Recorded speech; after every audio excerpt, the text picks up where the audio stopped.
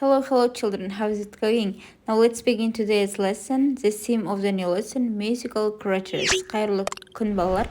Кітабымыздың 93-ші бетін ашамыз. Мифтік жаратылыс иелері жөнінде сабақ өтетін боламыз. Менімен бірге болыңыздар. Осы беттегі барлық жаттығуларды бірге орындайық. Now, Australia's bunyip is a creature from an aboriginal myth. It lives near rivers and lakes and eats people. There are different descriptions of the bunyip. Some people say it has a large body with scales and tusks like a walrus. Other people say it's like a big snake with a horse's mane. You can see the bunyip on some Australian stamps. Yeah? Бұл Австралияның bunyip деген ерекше жаратылыс, мифтік жаратылыс иесі. Бұл өзен көлдерге жақын жерде тұрады және сонымен қатар адамдарды жейді дейді балалар. Және де бірнеше сипаттамалары бар дейді. Біраз адамдар айтады, бұның денесі үлкен және де бұл можға ұқсайды деп айтады. Кейбір басқа адамдар бұл үлкен жыланға ұқсайды деп айтады, және де өздерін көргенсіңдер ма, осы Австралияның осындай несін мифтік жаратылыс иесін дейді балалар. Next, there are many myths of magical horses. In Kazakhstan, there is a myth of the tulpar. It has the body of a horse and the wings of a bird.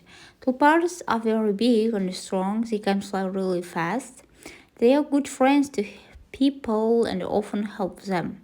There are two golden tulpars on the national emblem of Kazakhstan. Яғни бұл енді қазақстандық, Мұнда біраз нелер бар дейді, сиқырлы аттар бар дейді.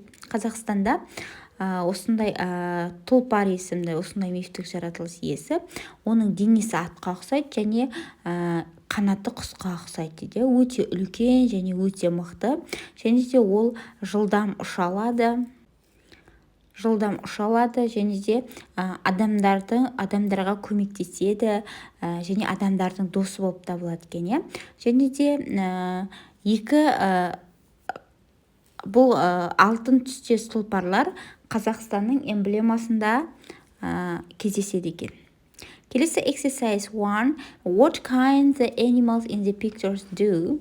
The bunyip can eat people, the tulpar can fly really fast and help people. Жаңағындай Австралияның мифтік жаратылыс иесі адамдарды жейді екен, ал қазақстандық мифтік жаратылыс иесі өте қатты ұша алады және де адамдарға көмектесе алады. Осындай екі мифтік жаратылыс иесімен таныстық. Кеттік, онда келесі жаттығуларды орындаймыз.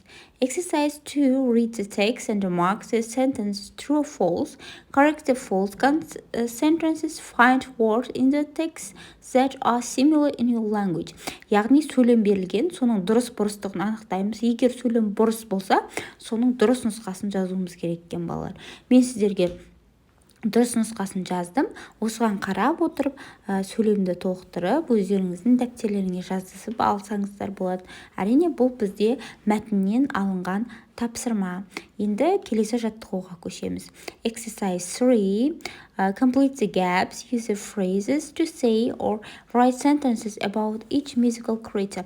Яғни жаңа біз екі мифтік жаратылыс иесімен таныстық, соның екеуіндегі мына жерде сөйлемдер толықтырамыз және де сонымен қатар A, B деген екеуі туралы ақпарат, соны толық жазуымыз кереккен сөйлемдерді құрастырып, бір-бірімен байланыстыра отырып, мен сіздерге дұрыс нұсқасын қалдырдым. Осыған қарап, осы жаттығуды менімен бірге орындасаңыздар болады. Next, exercise 4. In groups, find information and pictures about another mythical creature. Write a short text about it, дейді. Балалар, қараймыз, топпен жұмыс бізде берілген. Мен сіздерге дұрыс нұсқасын қалдырдым. Әр сұраққа жауап беру керек екен. Бізге what is it from, what is it look like, what it can do деген секілді сұрақтар берілген. Егер сіз бүгінгі сабақ ұнаса, каналға тіркелуді, лайк басуды ұмытпаймыз. Сау болыңдар.